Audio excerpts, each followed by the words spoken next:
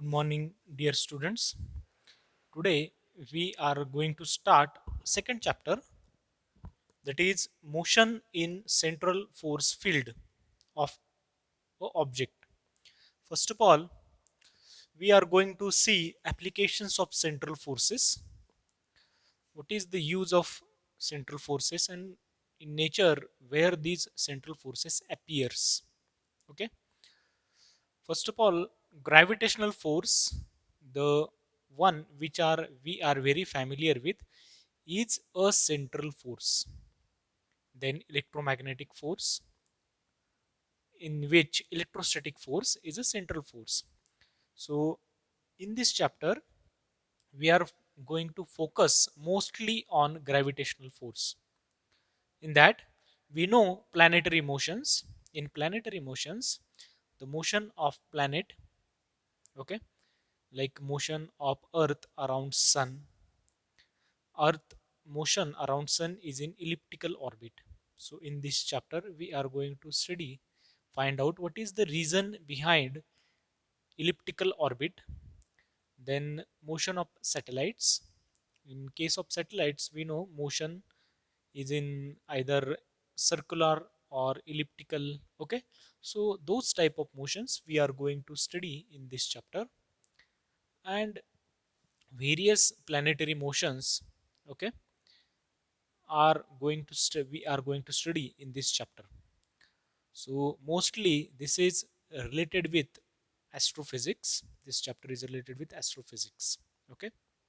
So before this, we are going to study definition of central forces. Very first point in this chapter,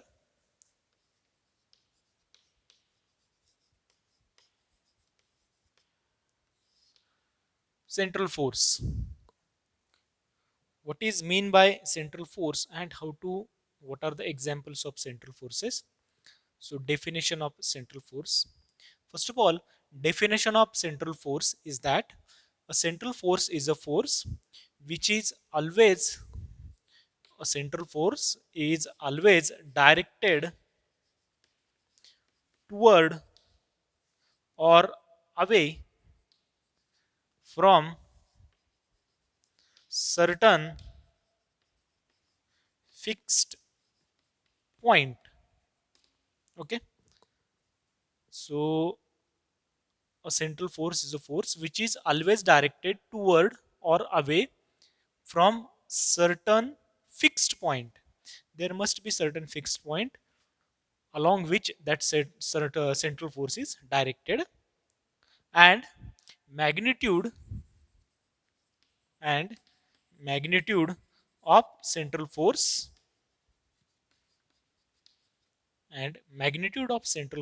varies with distance, varies with distance from fixed point. Okay, and magnitude of central force is such that it varies with distance from that fixed point. So this is the definition of central force.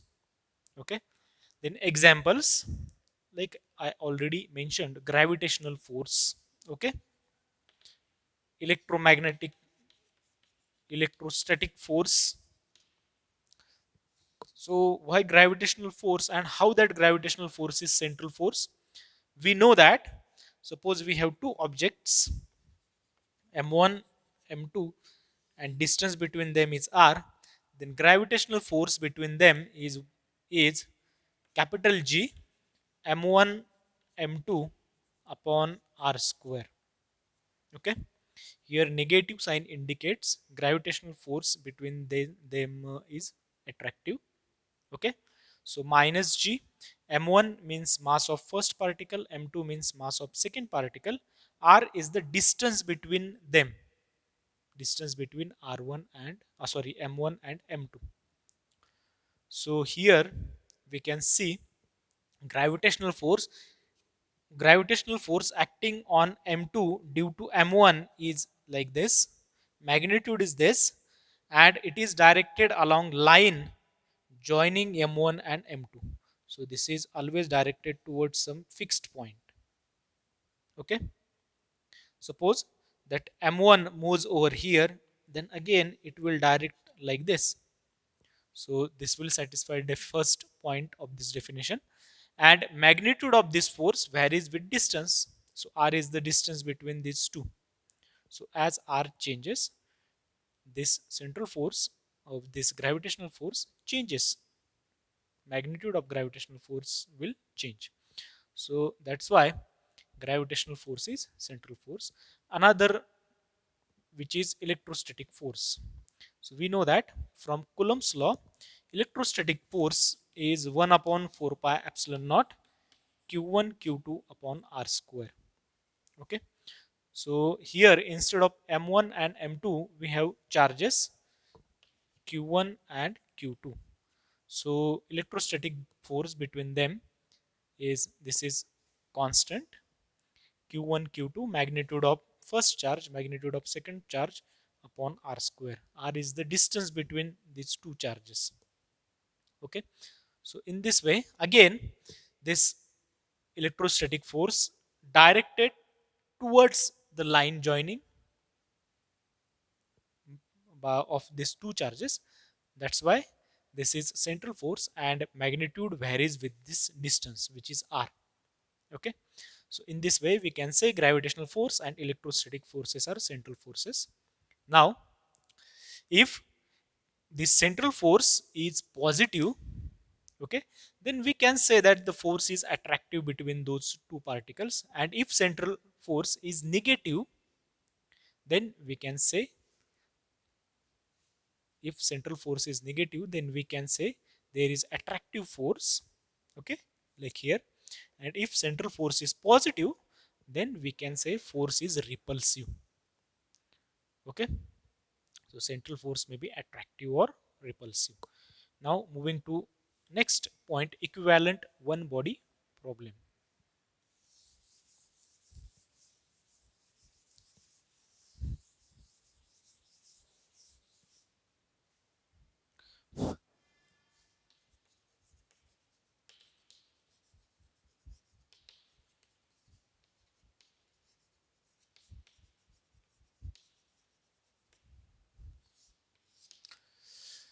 For studying equivalent one body problem, suppose we have two objects. One is having mass m1 and another is having mass m2. Okay, then if we apply external force on these masses m1 and m2, okay, then we know that from Newton's second law we can write external force acting is equal to mass into acceleration. Okay, so here for this object we have to write Newton's second law, and for this object we have to write second law. So we get two different equations. And while solving two different equations, it is quite difficult mathematically. So that's why we have to convert this two body problem into one body problem. Means what? We need only one differential equation which can specify their motions. Okay. So for that we have to take certain arbitrary origin. Suppose we kept our origin over here, which is stationary. This origin is at rest. Why? Because we are kept our origin in inertial frame of reference. Okay. Now let vector r1 is the position vector of m1 and vector r2 is the position vector of mass m2, okay, with respect to this fixed point. Now we can show position of center of mass as vector r, which is in between m1 and m2, and we call this as vector r. Now see, vector r is the relative vector. This vector joins mass m1 and m2. You see, these two masses can be two different planets. You can take Earth and sun, for example, or earth or moon. Okay, so these two masses can be two different planets. Suppose vector r is the position vector between mass m1 and m2. Then we can write vector r. See, from vector law of addition, here triangle is formed. So vector r1 is equal to vector r plus vector r2. So relative vector r is equal to vector r1 minus vector r2. So this is our first equation. Okay, so vector r is the relative vector between mass m1 and m2. Okay, now now position vector of center of mass. From definition of center of mass, we know that vector r is equal to m1 r1 plus m2 r2 divided by m1 plus m2. So call this as equation 2. So this is the position vector of center of mass with respect to arbitrary origin O. Okay, now if F external is force acting on mass m1 and m2, then in that case we can write it act on first mass whose component is f1 external, plus it acts on second mass, okay, whose component is f2 external. Suppose m1 and m2 are there and we apply external force. We already studied this for n particle systems. So here we have very simple case. Here we have only two particles, and if F external force is applied, then it will apply on mass m1 whose component is f1 external, and applied on mass m2 whose component is f2 external. Okay, now applying Newton's second law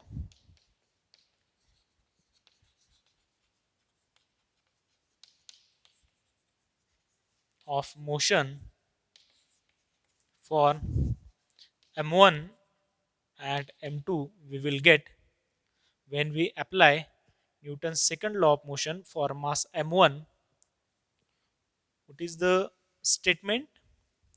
m1 into d2 r1 by dt square is equal to, okay, so forces acting on mass m1.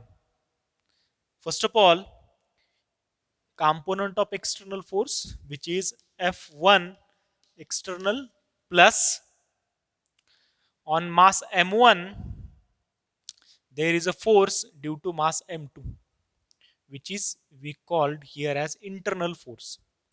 So we are calling it as f12 internal. So here f12 is force acting on m1 due to m2. Okay, so force acting on mass m1 because of mass m2. Now we called this as equation 3. Similarly, for m2, if we apply Newton's second law of motion, then what we will get? m2 into d2 r2 by dt square is equal to, on right hand side we have f2 external plus f21 internal. Okay, so here f2 external is the component of external force which is acting on mass m2, and f21 internal is the force acting on m2 because of m1. So here f21 is force acting on m2 due to m1. Now next, if we subtract these two equations, here we have m1 and here we have m2. Okay, so to make common factor of this m2 and m1 if we multiply by m2 to equation 3 throughout. Okay, if you multiply by m2 to equation 3, here you will get m2 m1. On the right hand side, here you will get m2, here you will get m2. And if you multiply this equation by m1, so here you will get m1 m1. Okay, now what we have to do to get simple equation, multiply with m2 to equation 3 and subtract from equation 4 by multiplying it to m1. So m2 into equation 3 minus m1 to equation 4. Okay, for our understanding, I already multiplied these equations. Okay, so we will get, we have to do just subtractions. So m1 m2 d2 by dt square. Okay, here we have vector r1 minus vector r2. See, this is the left hand side. This factor will came out as constant m1 m2, and here second order derivative of vector r1 minus r2. Now on the right hand side, what we will get, we have to multiply these two equations. Okay, so m2 into f1 external minus m1 into f2 external. So m2 f1 external minus m1 f2 external plus here m2 f12 internal minus m1 f21 internal. Okay, so this is the equation we will get. Now we know that from Newton's third law of motion,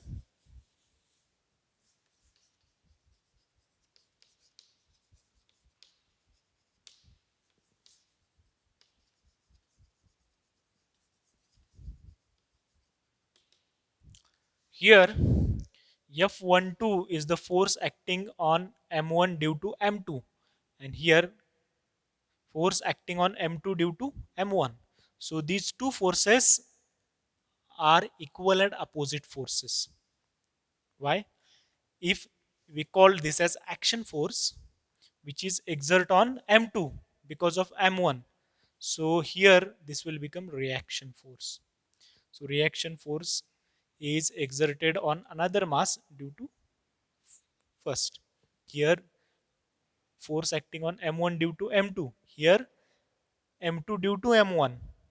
So these forces are equal, but their direction is opposite. Why? Because these two forces are formed pair of action and reaction forces. Okay. So here, by applying Newton's third law of motion, we can say F12 internal is equal to minus F21 internal. Okay. So if you substitute this in this equation, here what we will get, instead of F21 we can write it as minus F12. Okay. So F12 factor we can take common from this equation and this equation. Okay. So here we will get, if you take F12 common, we will get M2 plus M1. Okay.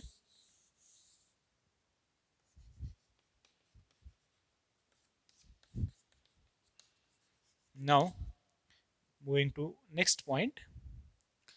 Suppose divide above equation and dividing above equation by m1 plus m2, we will get on the left hand side what we will get, m1 m2 divided by m1 plus m2 into vector d to r by dt square. So recall from equation 2, vector r is nothing but vector r1 minus r2. Vector r is what? It is the vector between two masses, vector mass m1 and m2. So this is equal to, on the right hand side, m2 divided by m1 plus m2. Here we have f1 external minus m1 divided by m1 plus m2. Okay, here we have f2 external plus, if you divide this factor by m1 plus m2, we will get only f12 internal.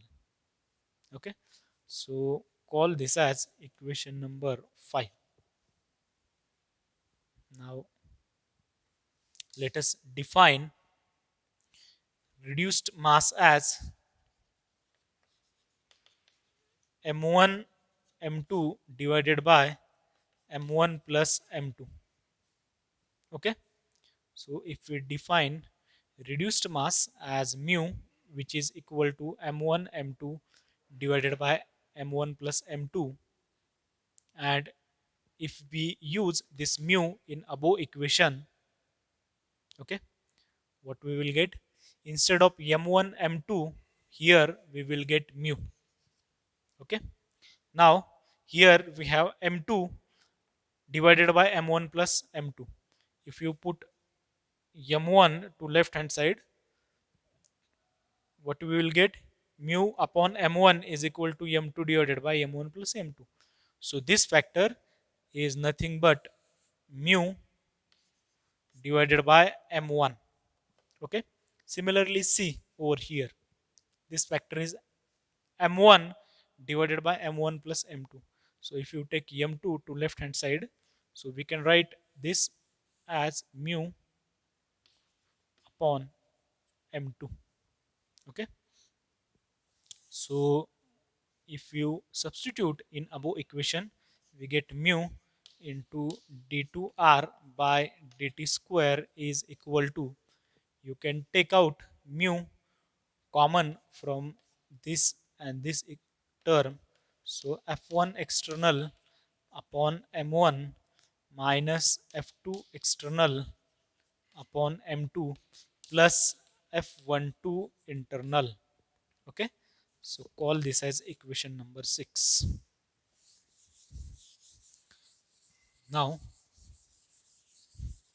in equation number 6, in this equation, here mu is the reduced mass of the system. Okay, vector r is the position vector between two masses m1 and m2. Okay, f1 external is the component of external force acting on mass m1, f2 external is the component of external force acting on mass m2. Okay, and f12 internal is the internal force between mass m1 and m2. Now suppose there is no any external force. Okay, if f external is 0, which means there is no external force acting on masses m1 and m2, then in that case f1 external is equal to f2 external is equal to 0, which means there is no external force acting on first mass and second mass. Or if external force acting on m1 and m2 in such a way that it produce equal acceleration in m1 and m2. Okay, if or or if external producing equal acceleration in m1 and m2, then if external force is producing equal acceleration in m1 and m2, then what we can say? In that case, we know that force is equal to mass into acceleration. So equal acceleration is force divided by mass. So here we have external force upon mass, external force upon mass. So this is the acceleration. So in that case, acceleration in first mass is external force on first mass upon m1, okay, and acceleration of second is f2 external upon m2. If equal acceleration means a1 is equal to a2, which means f1 external upon m1 is equal to f2 external upon m2. So all these factors or all these assumptions will make this term equal to 0. Okay. So if this term becomes 0, then above equation becomes, okay, mu into vector r dot is equal to f12 internal. So here, instead of solving two different equations for two different bodies, we can take one equation. So mu is the reduced mass, okay, vector r is the position vector between mass m1 and m2, okay. Then f12 internal means what? Internal force acting between these two masses. So in this way, we can say we can convert two body problem into equivalent one body problem. Okay. So this equation is useful for solving planetary motions. How? We know that Earth rotates or moves around Sun. So revolves around Sun. So in that case, we have to convert m1 and m2, which is Earth and mass, as equivalent one body problem by keeping vector r as the position vector between Earth and Sun. Okay. So here today we stop, and tomorrow in next lecture we will continue. Thank you.